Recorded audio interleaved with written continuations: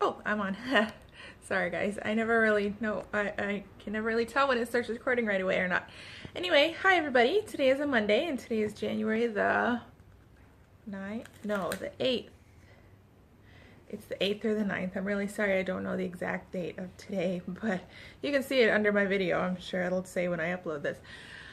And I know I haven't uploaded anything in a while. I have filmed some stuff. I took a lot of little video clips when we went to the park last week. Aaron had January 2nd free. He didn't have to go to work that day because January 1st, which is a national holiday for New Year's Day, all the teachers and government workers will always get that day off. But this year it fell on a Sunday. But since it's a national holiday, Anna's right next to me poking my arm and eating a cracker. Say hi. Anyway, since January 1st is a national holiday and it was on a weekend, government policy is that that if a national holiday falls on a Saturday or Sunday, then employers either have to give the Friday before the Saturday or the Monday after the Sunday off to make up for that. So Aaron got that Monday off, January 2nd, which was really nice because Monday's one of his longest work days. He works till, I don't think he gets home till 11 or 12. He doesn't actually work that late. His class is done at 9 or 9:30, but then that's the night that he stays and talks with his boss, which is, I mean, that sounds weird, talks with his boss, but his boss is also a family friend of ours and a good friend and kind of a mentor of Aaron's. So they go on a walk and talk about stuff and pray about things like man to man and father to father. I don't really know what they talk about. Actually, Aaron doesn't share it with me and I don't ask, but I'm glad he has that time if he has the energy for it. I don't know that I would that late at night. And he knows that I go to bed around 9 anyway, so he'll miss me no matter what. So he generally stays really late on Monday nights at the school. I'm really thirsty today. Anyway, so we went to the little local park that we like to take Anna to that I haven't taken her to in a long time because of this. I've been so tired, and actually this pregnancy has been a little bit harder on me. I still can't complain because I know how much worse it could be. I feel like the little difficulties I'm going through in this pregnancy are absolutely nothing compared to what could be happening. And it's nothing complicated. There's nothing wrong with the baby at all. And I'm healthy too. It's just that I'm out of shape. So all my muscles are getting pulled in the wrong directions and I'm really sore like all the time. And if I walk too long, like my belly literally feels like it's going to fall on the ground. Like it's so heavy. And the muscles down under my belly there in my pelvis really hurt and I can barely lift my legs to get into my pajamas pants at night. So I've been really limiting my walks to just the grocery stores within like a 1 or 2 block radius and the market, which is within a 2 block radius of our house. This park is a little bit longer of a walk than that. So anyway, we took Anna to the park and we walked really slowly and I did take some video of that day, but we're not going to go on a walk today. Sorry, but we already did. We went to the market already, remember? But I never uploaded them, and now, I don't know, I feel like it's too late to upload them. So this is just be part of the videos that we never upload. I'm really sorry, you guys. I've been bad at uploading stuff. But December was a very busy month. I think the last thing I did upload was a kind of an overview of our Christmas. And then we had the week between Christmas and New Year's that we didn't do much, except I just relaxed because I was so tired. I was exhausted after Christmas and recovering from all my Christmas stuff. And then we had a New Year's Eve kind of a church service at our house. You know, we host church in our home every week on Sundays, but that weekend we moved it to a Saturday night, New Year's Eve, and we had like a prayer service, and some people stayed a little later to watch, to play games and watch the fireworks, so that was nice. And I enjoy hosting people in my home. It just creates a lot of work for me because I have to clean up before, I have to prepare snacks, I have to clean up afterwards. There's a lot of furniture shuffling that involves, and then people don't mean to, but you know, when you have a lot of people in your house, they leave a mess and you end up with all this extra food around, which is nice in some way, but other ways I have to figure out what to do with it too. So I'm not complaining, it's just exhausting. And even though I have time because I stay at home with Anna, I don't always have the energy. So I feel like I've been constantly resetting my house after groups of people come in it. You need help, boo-boo? Here you go. So anyway, now it's January, and for the foreseeable future, except for Sundays at church, which I've kind of gotten used to, we don't have big group events coming up, so I can kind of turn my focus on some, I'm sorry, I keep catching myself looking at my picture instead of the actual camera, so that's why my eyes keep jumping back and forth. I know that's probably really annoying for someone who's watching the video. Anna, what are you doing? I need to change Anna's diaper and put some pants on her. Sorry, she's still in her nap time diaper. What was I saying? Oh, now I can turn my focus on some projects that I have around the house that I want to get done before our baby comes in the beginning of April, or hopefully the end of March.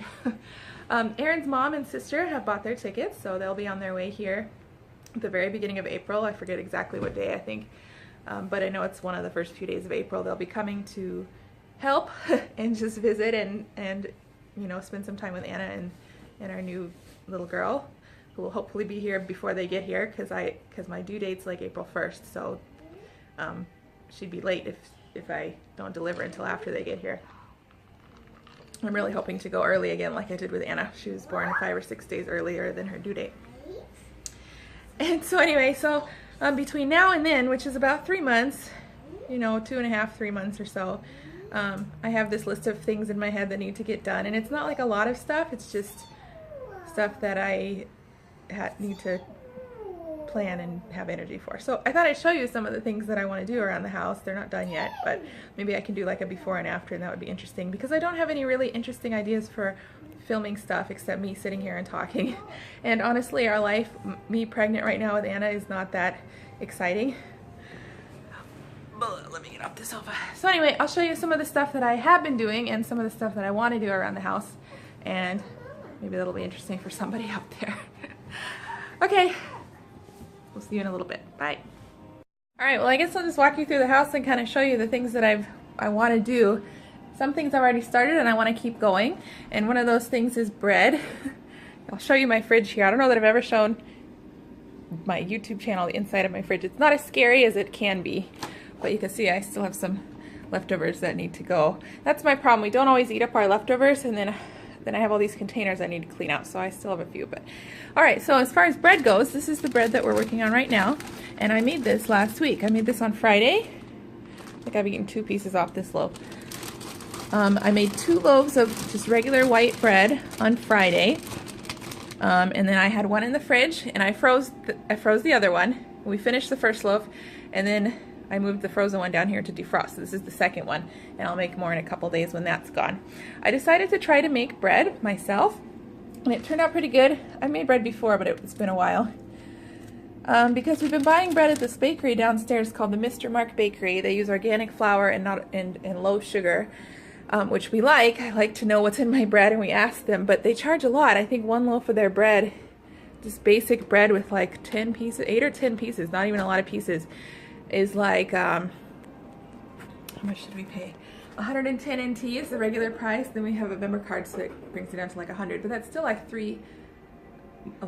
just about $3 US for a little loaf of bread, which to us was kind of expensive for bread. So we discovered that at the Costco you can buy these giant bags of flour. Well, I'll show you. I opened one of them, and I have what's left of it here in my freezer. I like to keep my flour in my freezer because, I don't know, I feel like it'll deter weevils and stuff. But the other bag I haven't even opened. Oh goodness, one bag filled up those 2 containers I just showed you, filled up this jar, and filled up a jar about half this size that I keep up there. And it's like, I don't remember, I figured out how many cups of flour it is. This is the other bag I haven't even opened yet. Anyway, it's organic, and we really like that we can buy organic flour at the Costco for a pretty reasonable price. My problem with flour, I don't have a problem with flour. I have a lot of friends who are gluten-free. We're not gluten intolerant, but I'll close this. But I did some reading about it because I wanted to feed my family as healthy as I could, and I discovered that actually one of the biggest problems with flour, like for example this flour that Aaron just bought this morning because he didn't know where I kept the organic flour in the freezer. This regular cheapo stuff you can buy in the store, which is what I've kind of always used, is it comes from wheat that's been genetically modified. Organic flour is by default non-GMO, has not been genetically modified. And from what I understand from my reading on the internet, one of the biggest problems with wheat is that the genetic modification of wheat has really made the gluten in wheat kind of different and stronger and somehow harder to digest, and they suspect that's what's causing a lot of the intolerances that are popping up now in the US particularly. So we decided to just go organic with flour, especially if I'm going to be baking bread a lot. And so we bought a giant 2-pack of those, and I figured out I can make about 24 loaves of bread, I think, out of both those bags if I only use it for flour, which brings the cost of one of my loaves, combined with the other ingredients I need, which are minimal, to about 25 NT a loaf, which is less than $1. So it's quite a cost savings, and I think I'm going to try to bake bread every week. I know I won't always be able to do it, especially after the baby's born, but I think it's a system I can try. I wanted to start sourdough this year, and I still might yet try it, but it scares me a little bit, so I'm starting with just regular white bread. I might try a few variations on white bread, like rye or other things I can find here locally too, but that'll drive the cost of it up too. So I'm okay with eating organic bread that I make myself. I feel like that's kind of healthy, and it feels really good to just make bread. It feels like such a basic thing to do for your family, you know. So that's a project thing that I started this last week that I want to continue this year, with the exception of a few times if I'm sick or. Sorry, I realized later after I talked a lot more that I got cut off somehow. Anyway, I was saying with the exception of when I'm sick or when the baby comes, we can just run down to the bakery to get a loaf of bread. So that's it for bread, and I'm really excited to continue that, and Aaron is so excited about me baking bread from my hands. He says there's something so basic about it that he likes. Anyway, the other project I have in my kitchen that I won't probably do until early March or mid-March is something I did before Anna was born, and that's put meals in my freezer for the crock pot or for the oven. I do cook almost all our meals at home, and I don't want to have to eat out all the time after the baby comes, but I know I won't be up to cooking. And having a freezer full of meals after Anna was born was one of the best things that I did in preparation for her. So I'm going to do it again. My freezer's pretty small. I think I showed you with the flour. Yeah, there's not a lot of room to put freezer meals in here. I have one because I did a couple freezer meals for a friend of mine who's due like this week. And so I brought her some meals, and I had a lot of the rice mixture for my casserole left over, so I went ahead and put one in our freezer too. It's like a lentil. I don't know. I was going to make stuffed peppers, but I ended up making it into a casserole. So we have one in our freezer. It feels good to have a meal in there, you know, like a backup if I don't want to cook. Except I don't have cheese to put on top. But anyway, I hope to have this freezer full of meals like that. I'm hoping to have at least 15. I don't know if I can fit that many in here. A lot of it will be in Ziploc bags, which I hate Ziploc bags, but I do reuse them. You know, just meals that are like already chopped vegetables and meat or whatever. We don't eat a lot of meat, but there'll be some meat that I can just throw in the crock pot and then just make some rice to go with it, or a casserole like this that I can just put in the oven. Things that don't need prep and dishes and all that stuff that comes along with cooking. So that's my plan. I need to sit down and plan all that and figure out what I'm going to make and all that. I'm sure I'll do a separate vlog once I've done that. Another tip if you live in Taiwan to prevent weevils is to put your rice in the freezer, which I've started doing, because if I don't use up my rice fast enough, then the weevil eggs hatch and then I have to fish weevils out of my rice, which I find totally disgusting. There's eggs in all the rice. I'm sorry guys, there just are. But if you put your rice in the freezer, then they don't hatch, they die, and you just never know that you're eating them. So that's that. So that's really my only other project for the kitchen. The kitchen's actually pretty clean and organized. Recently I went through the cupboards, cleaned them out, organized them. I cleaned my oven. I'm sure I'll do it again before the baby comes. But so that's that. So I'm going to go downstairs now and show you one of the other things that I want to do before our little girl shows up. My thing is flashing at me, probably telling me I'm going to run out of memory space, so I might get cut off again. Sorry if I do. Alright, so this is... Yeah, see, okay, I got cut off again. So this is Anna's changing station, and actually one of my projects too is this room at Chinese New Year in a couple weeks. Anna, we've been telling her, but I know she doesn't understand. But this is going to be her bedroom, so she's going to start sleeping down here. Right now she sleeps upstairs in our room. Her crib is up there, but we're going to move the crib down here. We're going to keep her in the crib for now because she sleeps well in it with the sides up, and that helps me have peace of mind that she's not crawling all over the house, you know. She's contained, and she's happily contained at night. So we're going to move her crib down here, and the crib will go there. And then I have to figure out how I'm going to configure this room after that. Probably the closet will go over here, or maybe here. I don't know. I'll show you when it's all done how I figured it out, how to do it. But we're going to keep the closet down here because she has so many clothes. But the changing table will go upstairs in our room where the crib is now, because the baby will sleep up there with us for a while, like Anna did in the beginning too. We got a little security camera thing for like a baby monitor camera, just for my peace of mind, having Anna not in my room. I think it's going to be almost as hard on me as it is on Anna, because I'm just used to her sleeping in our room for 2 years, you know. But not only do I want to be able to see if she's awake or asleep, but I also want to see if she managed to get out of her crib, which she could at any time figure it out, I'm sure. We do have a gate on the door, so that's not a problem. But my problem with this room particularly is this window. As you can see, the window is very close to the ground. It will not take a lot of ingenuity to figure out how to climb on something and get out the window if you're a smart kid. Anna doesn't seem to really care, and we haven't pointed her towards that at all, but I don't even want it to be any kind of issue. So we're going to put a camera up in here, so if she even gets close to figuring out that she can climb up on something and try to open the window, that she won't get any further than climbing. And I do plan to put like a curtain rod, like a shower curtain rod like we have up there, a tension one, between these two sliding things, so that even if she does figure out how to flip that, she can't push it. Okay, I'm sorry guys, so this video will be a bunch of little clips strung together because I had to stop and clear off some space so I could record more. Usually after I upload them, I delete them off my phone, but I had a bunch in there. Anyway, so I was saying that the thing about this room that really scares me is just this window. So that's why we got a camera, so we could make sure that's not going to be an issue, hopefully. So yeah, so another project I have to do in a couple weeks is first of all, move that upstairs and move the crib down, which Erin will help me with. Yeah. And then figure out how to rearrange this room to be Anna's bedroom. And you're going to sleep down here. You're going to sleep in your new bedroom? Because you're a big girl? Sleepy right there, baby. Well, your baby sleeps in your bedroom, but soon you're going to sleep in your bedroom too. We've been telling her for a couple weeks, but I don't know if she understands it. So anyway, that's one project. And then another one that I've slowly been working on is our diapers. Now, you know we cloth diaper, or maybe you know, I don't know how many of you remember. Now we have a lot now because I've been kind of collecting them for the new arrival, so Anna has a lot to herself right now. I'll show you a few. We have got a few different kinds now. We have some pocket diapers. I'll just show you. Oh boy, can I do it with one hand? This is how I like to fold them and store them in there. Yikes.